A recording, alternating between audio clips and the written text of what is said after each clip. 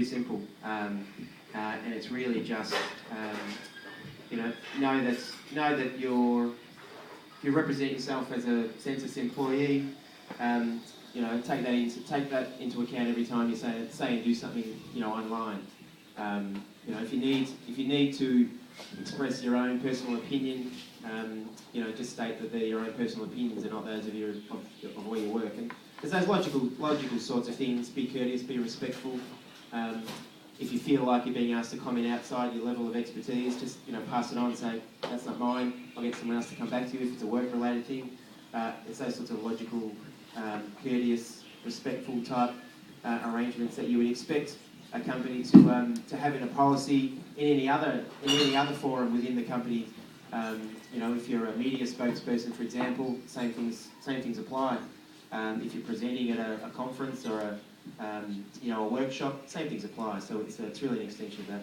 Okay, now you're actually making it sound very sort of easy and simple and off the cuff, but I know for a fact, because in the social media boot camps that I run, I use Telstra's social media 3Rs as an example of what corporates can do and even small businesses can be inspired by.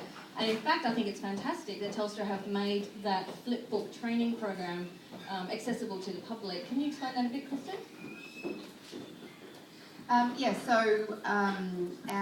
Our social media policy has been, as you say, quote-unquote, ripped off by many organisations, with our blessing actually. And I was at a conference last week in the Gold Coast and offered to that audience what I would offer to this audience, which is if you work for an organisation and you would like to rip off our social media policy and our training guide, come and see me afterwards and I'll give you my card and we'll share that with you and I'll explain later why.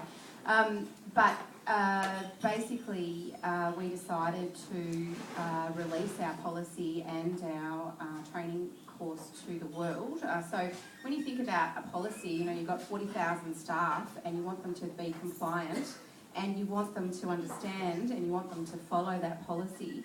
Training 40,000 people is quite a logistical exercise, and so we decided to make the course as interesting, and it's sort of like a flipbook style, and it's in comic that look, it has its problems, but it's kind of interesting, and people in Telstra have said that it's one of the more enjoyable online courses that they've done.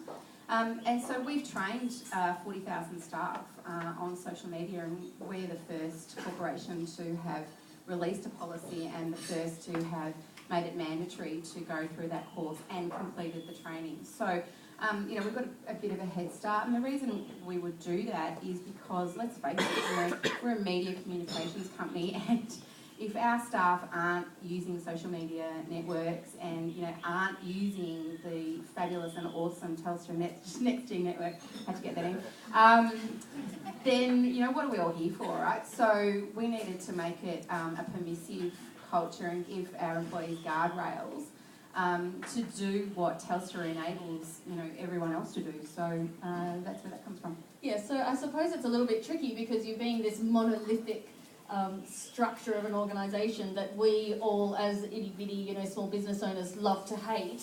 That we like to throw stones at you as much as we can, and so it's hard for you to actually do something really on the front foot and instantly be recognised in a positive way for it. So let's talk about a couple of the campaigns that each of you have done, and the HTC Desire Social Review campaign. Let's go through that because that's a great example of being on the front.